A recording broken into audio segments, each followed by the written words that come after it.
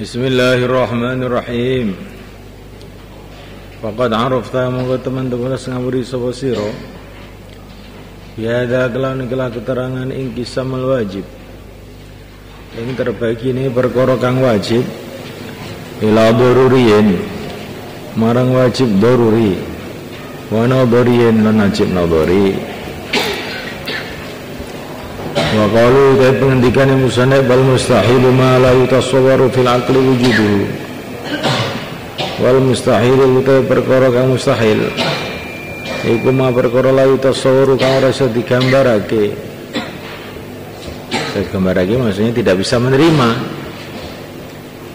akal tidak bisa fil aqli dalam akal apa wujudu tema ya ing ngersake sapa musannaf edan kalim alih ima ibtidan ana kalane oleh ora nemu akal mau ing dalam kawitane tanpa mikir aw ba'da sabqin nazar utawa sawise dingine pemikiran.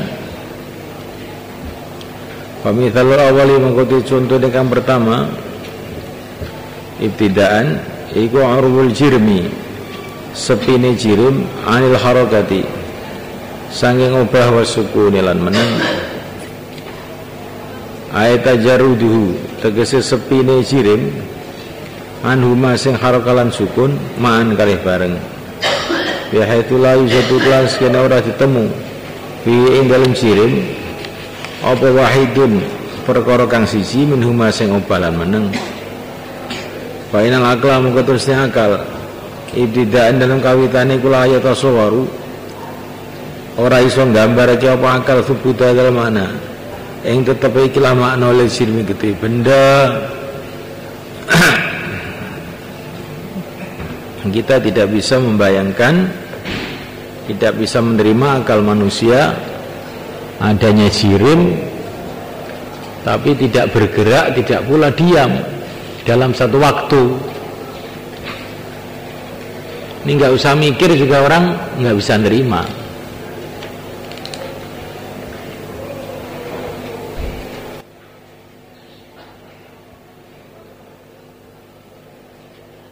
Perkara itu, benda itu kalau enggak gerak ya diam mesti, gerak tidak, diam tidak, mustahil dalam satu waktu.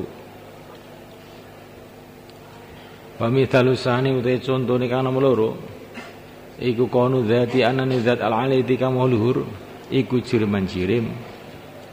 Ta'ala Allah mahluhur Allah andalika saya mengkono-mengkono kaunuhu jirman aluwan gabiron kelan mohulur kang agung.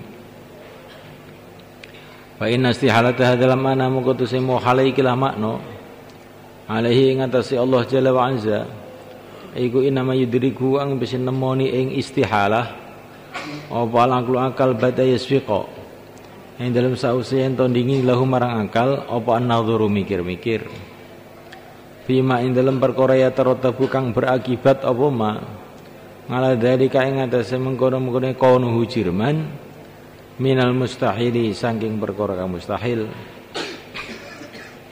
wa utai mustahil ma yatarattabu ala dzalika minal mustahil wa utai ma yatarattabu ala dzalika minal mustahil iku al-jam'u ngumpulaken bainan naqidaini ing dalam antarane perkara loro kang bertentangan. Wadhalika utai keterangane jam'u bainan naqidain iku annahu tamisan qad wajaba teman-teman wis tetep teman-teman wis pasti lima ulana kudu bendoro kita jalla wanza apa al-qidamu sifat qidam wal baqa'u lan sifat baqa' li alai zaman supaya ora tetep apa ad-daur wa awit tasalsul ta tasalsul. Laukan lamun ono subhanahu wa ta'ala iku hadithan anyar. Falau kana mukalamun ono subhanahu wa ta'ala iku jirim lawajib yaktine wajib lau gusti Allah opal hudusu sifat anyar. Ta'ala Allah andalika uluan kabira lima karena dini perkara takara kang mesti tetep apa ma min wujubil hudusi saing wajib ya hudus likuli jirin kudu saben-saben benda. Fa'alzamu mongko wajib mongko tetep idan ari kalane Allah jirim Faya jamu tetap idan ari kalian keterangan kamu sinutur mana ini. Walau kana Allah jiriman lawajalul khudus ila akhirih. Allah kana lamun ono sapa taala iku jiriman jirim. Apa tetap ayakuna yen ono sapa Allah wajibul qidami. Wajib qidami li uluhiyatihi karena kepengeranane Allah. Wa wajibul hudusi dan wajib hudusi li jirmiyatihi krana sifat jirime Allah Ta'ala mulur subhanallah handari kasemu sifat jirim aluwan gabiran kelawan mulur kanggung wa dari kau te mengkono ne Allah wajib kudus krana kejirimane wajib idam krana kepangeranane iku jamun ngumpulaken baina naqidhain ing dalem antane perkara loro kang bertentangan la mahalata kali mesti. Ini contohnya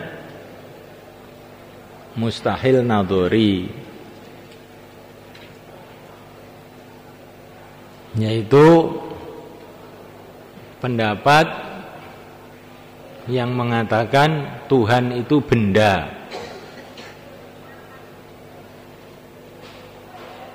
Pendapat yang mengatakan Tuhan itu benda itu mustahil.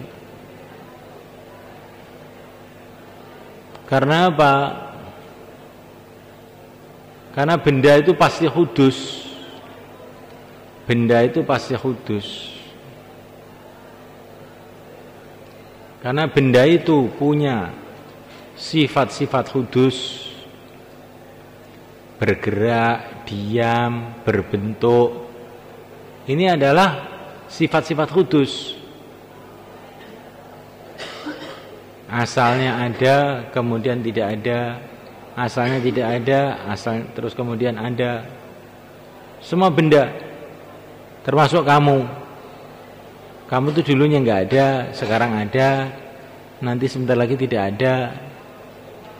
Asalnya gerak. Maka namanya benda itu, benda yang kita lihat ini semua ada sifat-sifat kudus.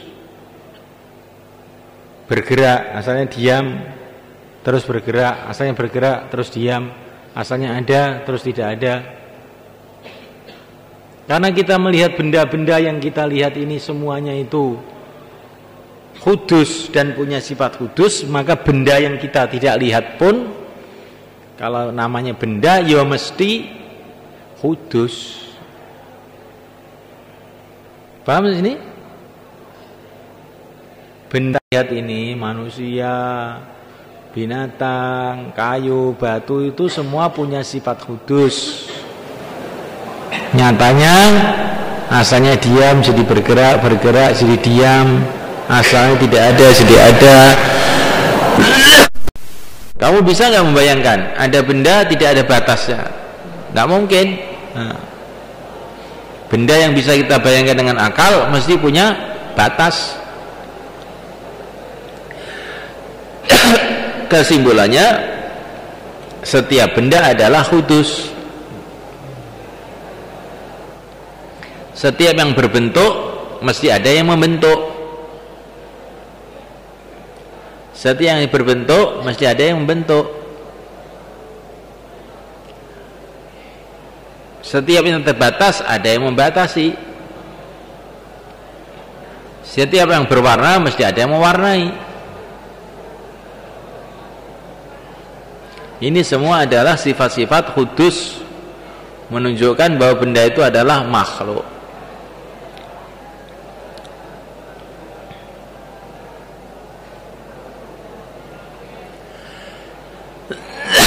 Ini bahasa ilmu kalam.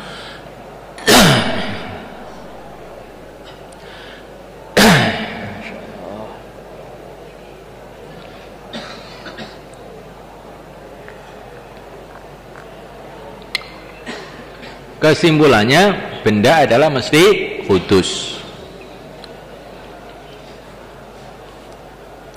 Kalau kamu mengatakan benda tidak kudus, qadim, itu sama aja kamu dengan mengatakan benda itu Tuhan. Gak ada yang menciptakan berarti. Batu itu Tuhan, kayu itu Tuhan, jadinya begitu. Kalau tidak kamu katakan hudus, berarti kamu katakan qadim, ya enggak? Qadim itu enggak ada yang menciptakan, berarti kamu katakan Tuhan itu.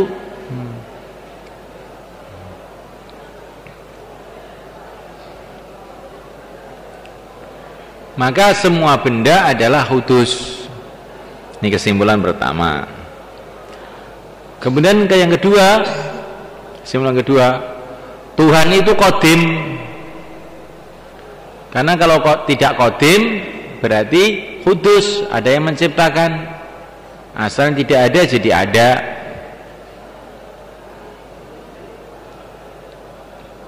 Tuhan itu qadim, enggak bermula. Jirim itu hudus, ada mulanya. Kalau kamu mengatakan Tuhan itu jirim, kalau kamu katakan Tuhan itu jirim, benda, itu namanya jam'un bainan naqidain.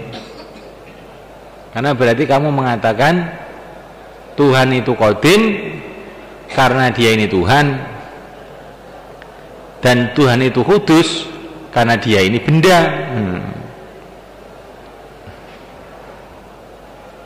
Karena benda itu mesti hudus. Kalau kamu katakan Tuhan itu qadim tapi juga benda, berarti Tuhan itu qadim tapi juga hudus. Sedangkan hudus dan qadim ini bertentangan.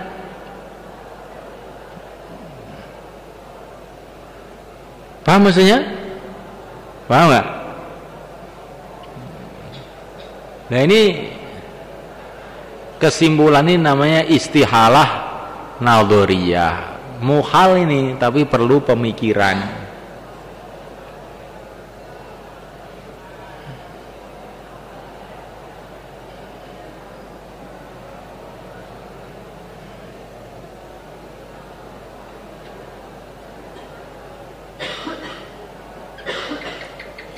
Paham gak ini? Paham gak? Paham? Ngerti tak? Paham ora? Durung itu repot ini.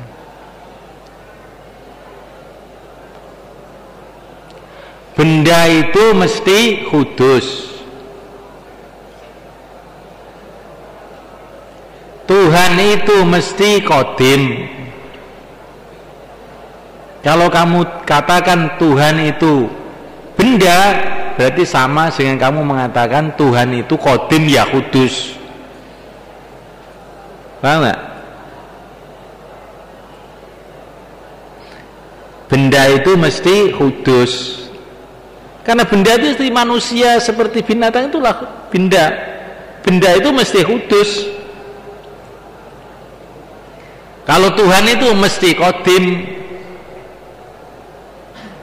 karena tidak bermula, nggak ada yang menciptakan.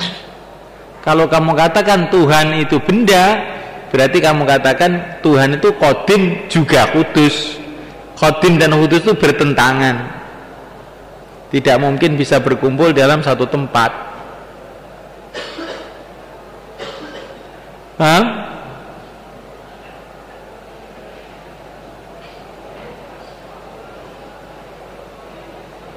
Ini kan sudah jelas tuh ini.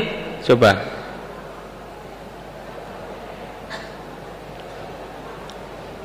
Ini namanya mustahil nadhori.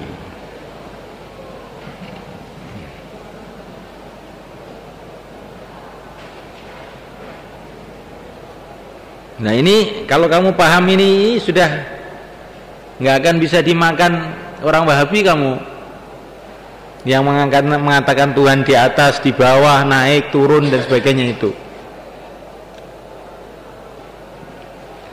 Kenapa? Karena naik, turun, berubah kan mananya, dari atas ke bawah, dari atas ke bawah. Ini sifatnya benda.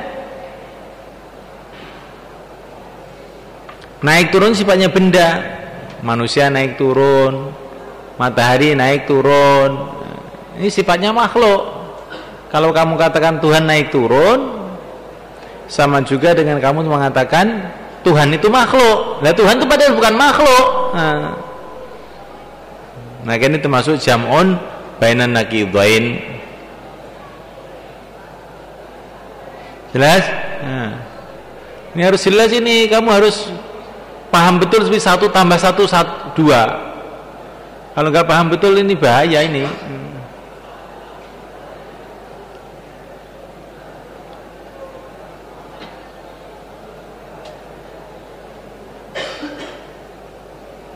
Beranak makhluk.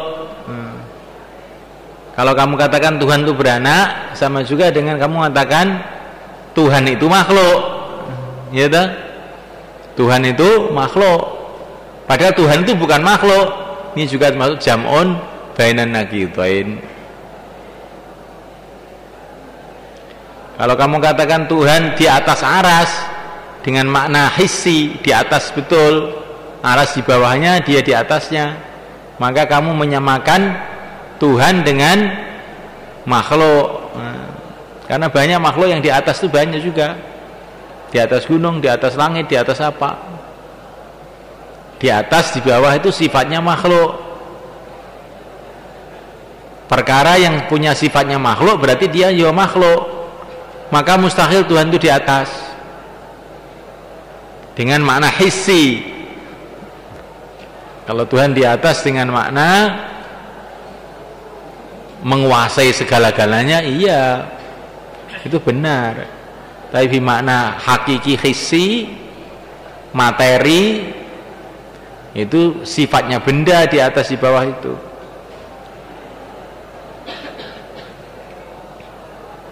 Maka tidak boleh ini kita berikan kepada Tuhan.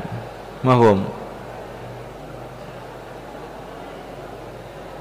Di Quran juga banyak, laisa kamitsli syai' wa lam yakul lahu kufuwan ahad wa la tadribu lillahil amsal. Dengan dasar pemikiran apa yang sifatnya sama, kedudukannya harus sama. Benda yang punya sifatnya, apa saja yang punya sifatnya makhluk, maka dia juga harus makhluk. Kalau sifatnya sama, kedudukannya sama. Ini punya sifatnya makhluk, makan, minum, tidur, ya dah, beranak, lahir, mati, terus kamu katakan Tuhan, ya nggak bisa toh. Kenapa dia aja ini katakan Tuhan? Padahal itu dia punya sifatnya makhluk, dianakkan, makan, minum, hidup, mati. Karena dia punya sifatnya makhluk, dia mesti makhluk. Maka dalam Al-Quran ketika Allah meluruskan pendapatnya orang Nasrani, kana yakulanit ta'am, Nabi Isa dan ibunya itu makan makanan, maknanya makan makanan, minum, berak, kencing. Loh, sifatnya manusia, kok kamu katakan Tuhan? Nah, kalau sifatnya sifat manusia, katakannya manusia. Loh, dia ini ajaib kok, ya katakan manusia ajaib, jangan kamu katakan Tuhan. Dia ini tidak punya ayah, maka dia Tuhan. Ya enggak, katakan aja dia tidak punya ayah, jangan kamu katakan Tuhan. Wong dia makan, minum, berak, kencing kok. Dia ini punya sifatnya makhluk, ya makhluk. Inna masalah Isa indallahi kamathali Adam, khalaqahu min turab tsumma qala lahu kun fayakun. Kalau kamu katakan Nabi Isa itu anak Tuhan gara-gara tidak punya ayah, Nabi Adam lebih aneh lagi, nggak punya ayah, nggak punya ibu.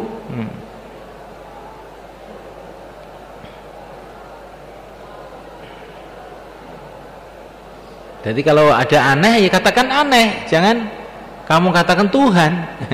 Lah orang Nasrani tidak, ketika melihat keajaiban Nabi Isa, maka dia mengatakan ini anak Tuhan. Katakan aja manusia ajaib, jangan anak Tuhan. Karena dia tidak punya ayah, ya katakan aja manusia tidak punya ayah. Kok bisa jadi Tuhan gimana? Kalau tidak punya ayah itu jadi Tuhan, Nabi Adam juga layak untuk dikatakan Tuhan kalau begitu. Jadi ini namanya itu mantik logika yang semua orang itu kalau mau berpikir itu nggak bisa menolak. Di ilmu kalam itu ilmu engkel-engkelan, nggak bisa ditolak, nggak bisa itu. Kalau akal itu waras, syaratnya.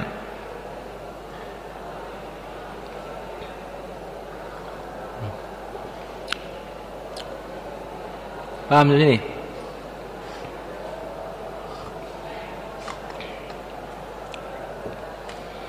Terus masalah asbab yang kemarin ini saya ingin menyimpelkan gitu, menyederhanakan pembicaraan masalah asbab ini loh. Karena ini kalau nggak disederhanakan kadang-kadang itu orang tuh menjelaskan dalam malah membingungkan. Ringkesnya akidah Ahlussunnah itu bagaimana mengenai asbab itu? Ringkesnya sebab, musabab, dan kaitannya antara sebab musabab itu semua dari Allah. Soalnya gitu tak? Ya seperti itu. Ahlussunnah wal Jamaah.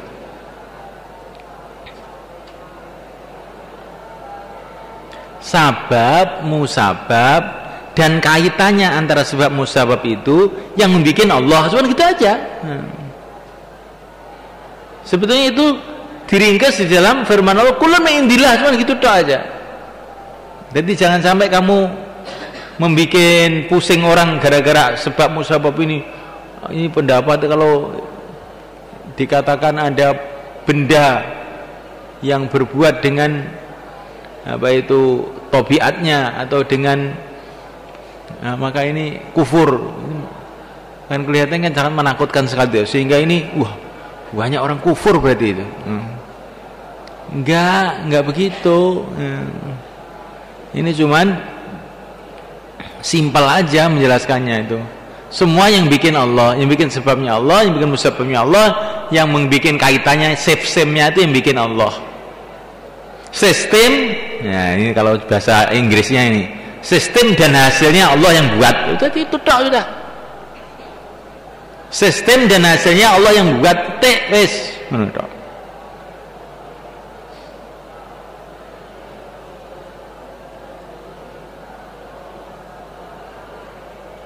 Itulah akidah yang sesuai dengan kitabullah dan sunnah Nabi.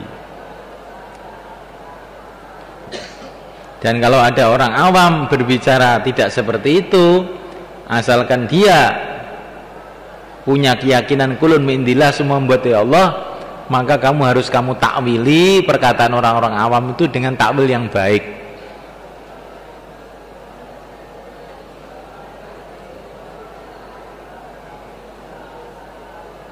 Kalau ada orang, alhamdulillah saya sembuh kan baru minum obat. Wah kufur kamu, jangan gitu. Jangan gitu.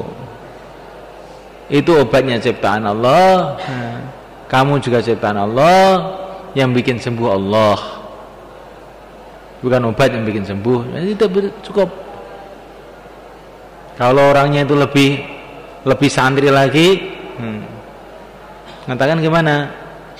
Dikala obat itu masuk, dikala obat itu dimasukkan oleh Allah ke perut kamu, maka Allah menciptakan kesembuhan. Nah, itu kalau agak santri dikit. Tapi kalau orang awam, kabeh so Gusti Allah mbah niku, so Gusti Allah kabeh, nek dikersane Gusti Allah ngombe obat 1 liter nggih mboten bakal mari mbah. Nggih, wis iman. Nah. Jadi itu antara kalam majas dengan kalam hakikat itu harus senantiasa kita pahami. Majas hakikat itu penting. Ini sebabnya orang-orang Wahabi mengkafir-kafirkan orang itu gara-gara mereka tidak menerima adanya majas itu. Ibnu Taimiyah itu menganggap majas itu enggak ada. Padahal seluruh ulama balaghah mengatakan majas itu ada. Ketika mereka menganggap majaz itu ada, akhirnya mengufurkan orang mudah saja.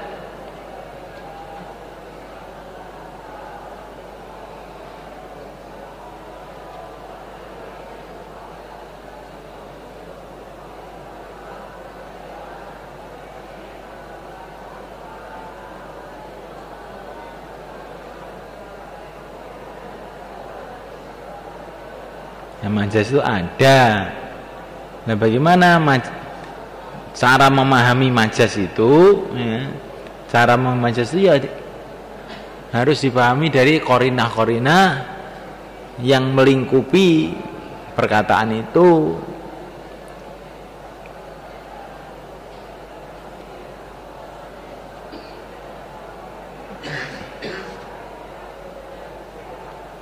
Maka dalam Quran itu satu ayat ada majaz ada hakikat jadi satu. Walam taqtuluhum walakinnallaha qatalahum. Walam taqtuluhum, kamu tidak membunuh orang-orang di Badar itu. Oh, nyatanya yang menggal kepalanya para sahabat loh. Allah mengatakan walam taqtuluhum walakinnallaha qatalahum. Wa ma ramaita, bukan kamu melempar, walakinnallaha rama. Kamu tidak membunuh pada hakikatnya, Allah yang membunuh.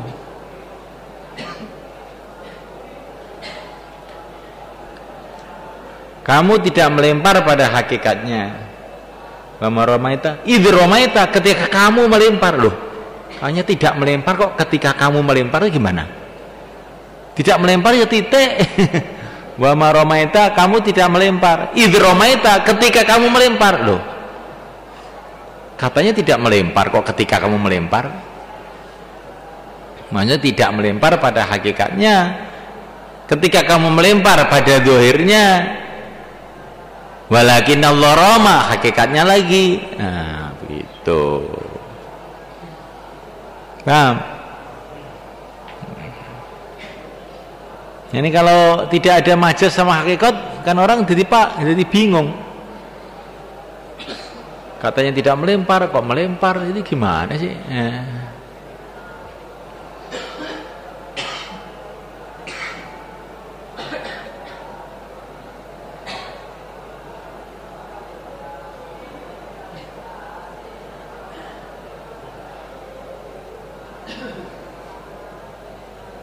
Karena ini pembahasan ini perlu saya ulang-ulang, karena ini pembahasan ini akan berulang-ulang dalam ilmu kalam ini. Masa sebab musabab itu inti tauhid itu memang di situ itu.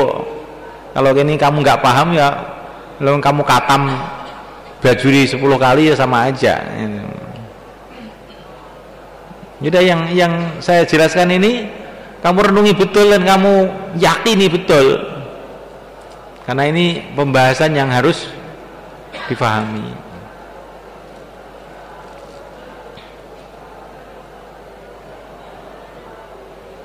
Ya, mana ada soal?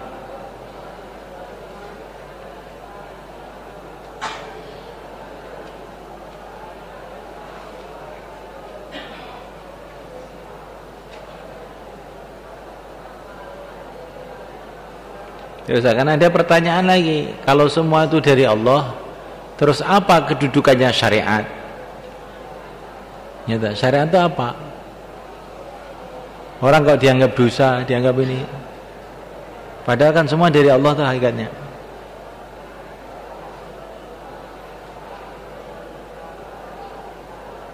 Semua dari Allah, syariat juga dari Allah. Yang mengatakan dosa itu juga Allah.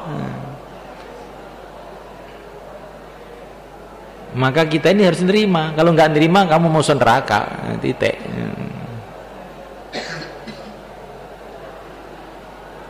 Ya, semua kan yang mengtakdirkan Allah. Kenapa saya disalahkan? Yang nyalahkan bukan saya, Allah yang menyalahkan kamu.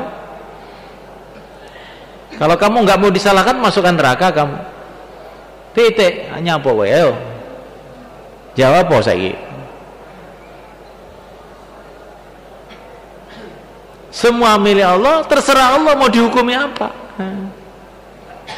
Dihukum masuk neraka ya masuk neraka, titik. Mau semua milik Allah. Siapa yang bisa menentang ketentuan Allah? Nyeran. Nah. Jadi syariat dengan hakikat itu tidak bertentangan kalau orang itu paham, karena syariat itu dari Allah. Maka kalau dirincikan itu syariat itu adalah nilai Allah terhadap makhluk-makhluk yang diciptakan Allah. Ini dinilai dosa masuk neraka, ini dinilai semua makhluk Allah. Syariat itu apa? Penilaian Allah terhadap makhluk-makhluk yang Allah sendiri yang ciptakan. Ibaratnya pabrik, mobil. Ini mobil nomor 1, mobil nomor 2. Mobil nomor 1 harganya sekian, 2 sekian.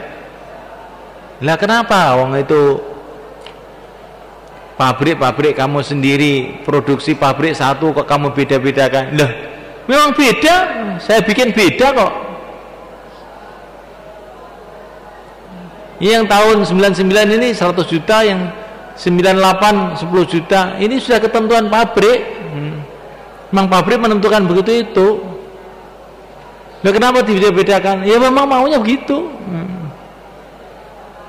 Bisa ngengkel? Ya bisa tak? Semua makhluk Allah yang berhak nilai, ini jelek, ini baik, udah. Sami'na wa ta'na, ghufranaka rabbana wa ilaikal masir. Kalau kamu itu dosa, kewajiban kamu apa? Tobat.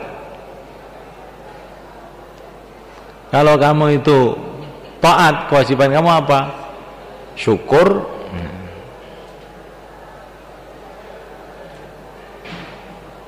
Kalau kena musibah, kewajiban kamu apa? Sabar. Kalau gak paham, kewajiban kamu apa? Belajar. Ya ngono kuwi, nek gak ngono kuwi nang neraka kowe. Titik. Lah nyapa kok nang neraka wong kabeh sing Gusti Allah. Lah Allah ngersakne nang neraka nyapa?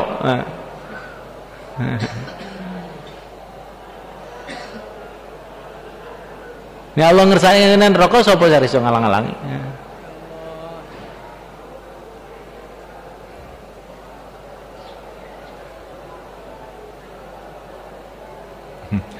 Saya pernah cerita masalah qada dan qadar itu pada orang-orang, mungkin saya itu cerita kurang hikmah atau bagaimana gitu ya, sehingga dia ini tanya, lah kalau begitu namanya Tuhan tidak fair katanya. Fair tidak fair itu nggak penting bagi Tuhan itu. Tuhan itu dunia seisinya, langit seisinya mau dihancurkan juga nggak, bikin lagi mudah aja, nggak bikin lagi juga nggak apa-apa. Nggak ada kamu nggak apa-apa, nggak perlu fair-fairan Tuhan itu. Baru diem dia. Tuhan tuh nggak perlu fair-fairan. Fair apa? Kamu kayak mau ngukumi Tuhan. Pokoknya nggak setuju ke neraka. Tuhan ya, nggak setuju neraka, wes titik.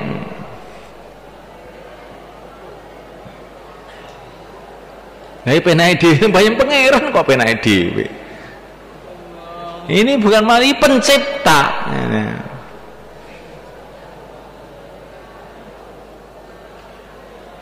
Kamu itu kalau di depan manusia namanya apa? Manusia. Tapi kalau kamu itu di depan harimau namanya bukan manusia. Itu apa? Makanan lezat. Nah, harimau itu melihat kamu tuh bukan mau uluk salam, mau tanya dari mana, enggak, mau makan aja. Seperti kamu melihat ayam itu mau makan kan? Apa kamu mengucapkan salam? Nah, jadi manusia di depan manusia di depan harimau itu adalah seonggok daging makanan lezat pagi-pagi. Lah kalau manusia di depan malaikat apa? Enggak tahu tuh. Lah kalau manusia di depan Tuhan tuh apa? Cuman ciptaan. Apakah berhak kursi usul sama tukang? Nah, ya, coba bayangkan.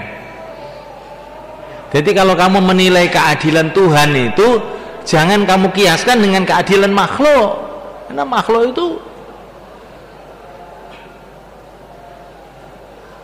itu ya makhluk. Tuhan itu Tuhan pencipta alam semesta ini, diciptakan dengan kun fayakun. Maka di depan Tuhan ini adanya cuman sami'na wa ata'na. Di depan Tuhan itu adanya sujud, nggak ada diplomasi, sujud ini manut wis titik, aja kok kan ngengkel rokok. Nah. Gimana kali? Betul itu kan?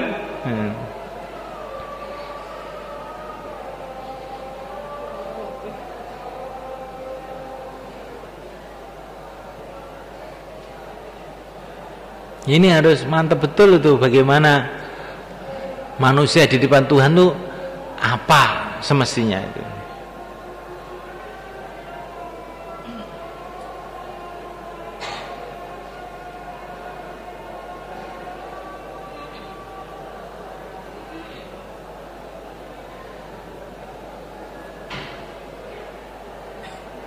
Maka di depan Tuhan itu manusia itu hanya dua golongan, iman atau kufur. Wes, iman atau kufur, iya apa ora, wes tek iman apa kufur. Nah akhirat panganan loro tok, neraka apa surga, wes.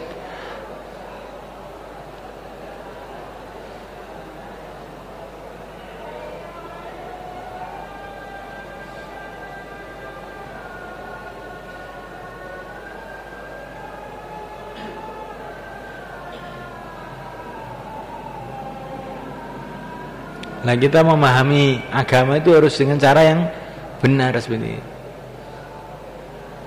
Seperti cerita ketika tahwilul qiblah, asalnya orang Islam suruh menghadap ke Masjidil Aqsa, terus dirubah ke Masjidil Haram.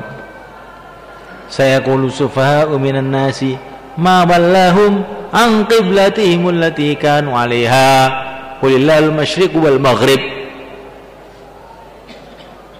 Orang-orang bodoh ketika mereka mendapatkan berita bahwa sholat dipindah ke Ka'bah, ya apa kali ini yang penak-penak madhep Masjidil Aqsa kok wujud kok agama kok malah malih iki piye to Muhammad iki.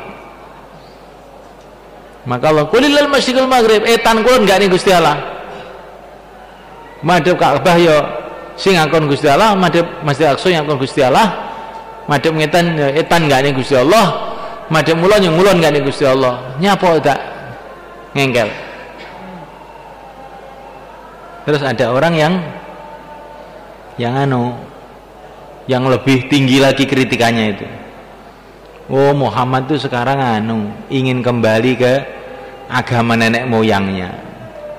Dulu dia sudah condong ke Palestina, ngadep ke Masjidil Aqsa, kok sekarang ngadep ke Ka'bah. Mang Ka'bah itu rumahnya. Ya.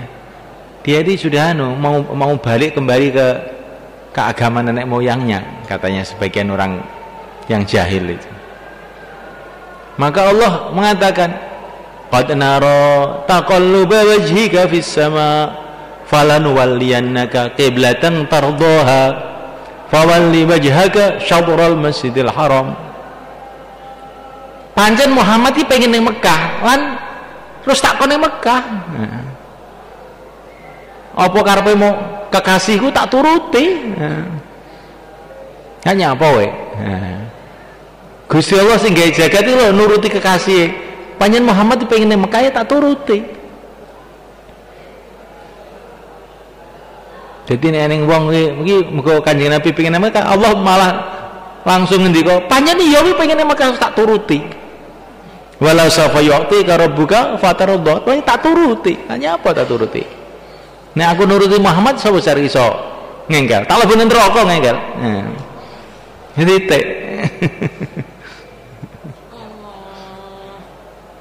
Jadi maka apa itu? Ini pelajaran penting bagi kita. Ini malah masa tafsir tapi ya ning kaitane karo iki ya masalah ya. Kok gak diwaca uwat akhir kelingan nih.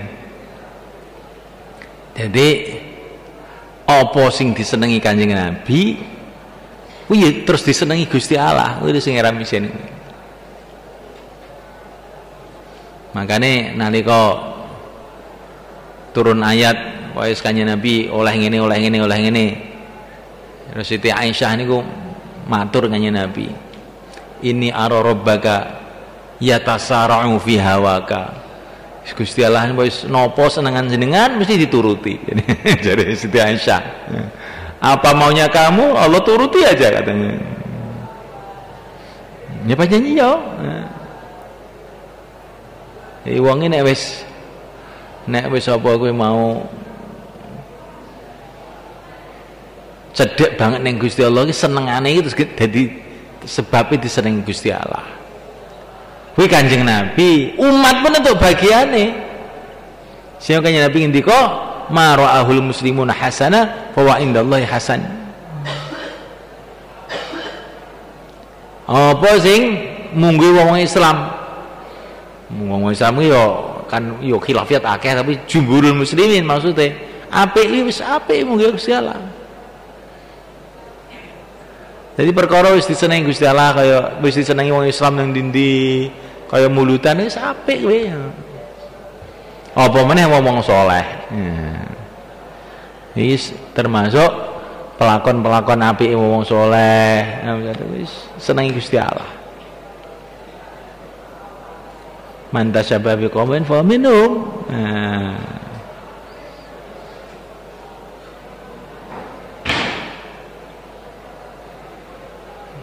Ya agama iki prinsipe golek ridane Gusti Allah. Wis aja mbok rekayasa mbok puter-puter. Wis titik. Ridane Allah kuwi panggonane ning ridane Kanjeng Nabi. Ya wis kuwi apa sing diseneng Kanjeng Nabi yang terunen. Tapi nglakoni sunah Nabi kuwi kudu aja menurut pikiranmu dhewe, kudu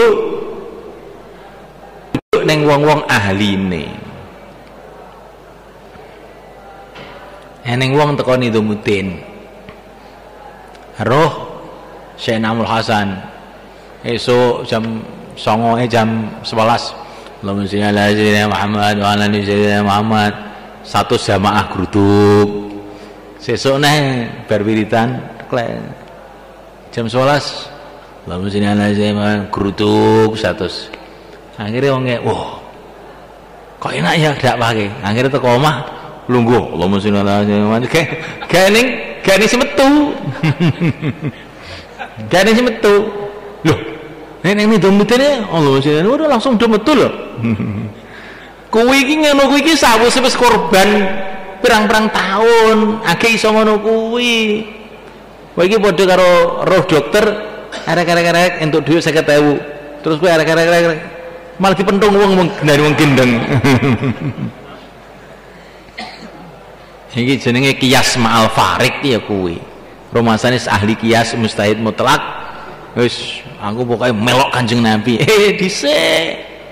Ngundang qiyas ma'al farik yo malahan kok. Engko dadi dokter gendeng mingke. Apa-apa ditulis resep ora entuk dhuwit malah dipendhongi wong. Paham sih maksudnya kan? Jadi eneng ilmu, eneng hikmah. Kowe gak iso nglakoni ilmu nek gak eneng hikmah. Nah hikmah iki man utiyal hikmata faqad utiya khairan katsira. Hikmah ki eneng hikmah sing dipelajari wa yu'allimul kitaba wal hikmah. Eneng hikmah sing peparing saka Allah.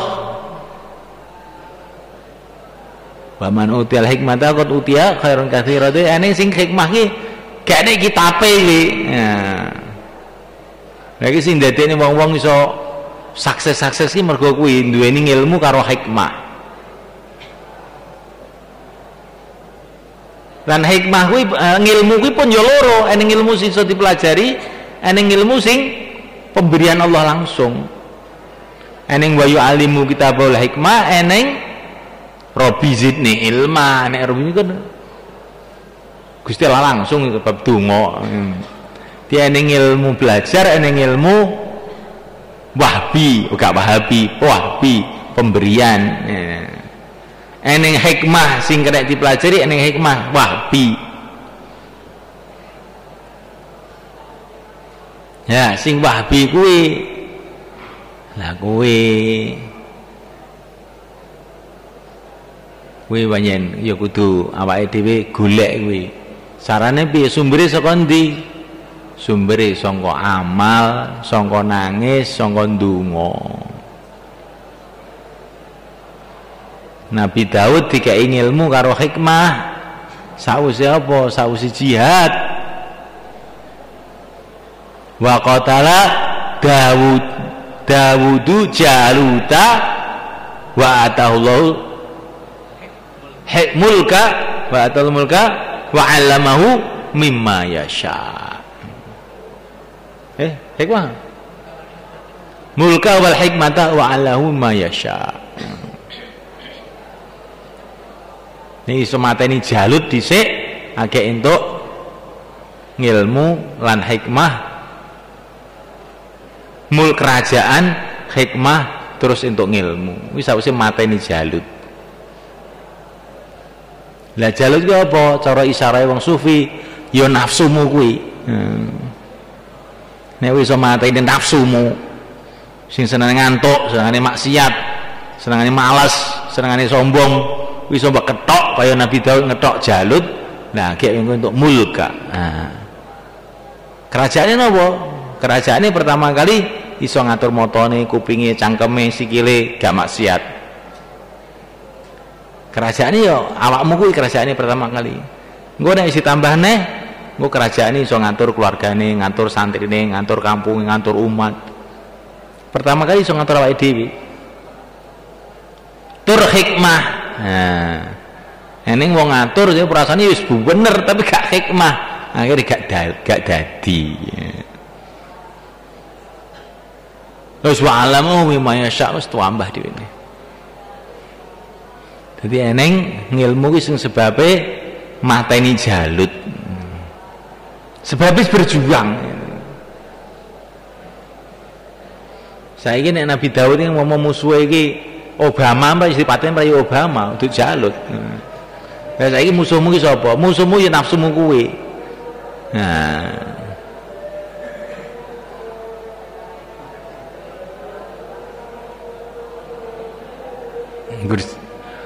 musuh kuwi musuhe wong iman kuwi ya macam-macam, cuman waktu kuwi diceritakne ning Quran kuwi Jalut. Kabeh sing pengen ngrusak agama kuwi ya kabeh musuh, ora Jalut tok.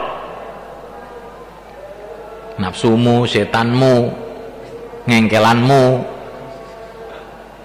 sombongmu, pamermu, gayamu, apa neh, tomakmu. Kuwi kabeh Jalut-Jalut kabeh kuwi. Engko arep ngrusak agama. Jalut iki mergo dipateni iki to, mergo arep ngrusak agama. Nek mau Jalut iki salah terus ya gak dipateni to Nabi Daud. Dadi kuwi pancen wis jenenge Jalut ya ta. Terus ngrusak. Nah, saiki jenenge dudu Jalut. Jenenge ya kuwi engke tomak, pamer, riya. Kuwi nek sing awake dhewe nang jaba ya kabeh. Kebatilan kabeh kuwi Jalut-Jalut kabeh. Subhanallah.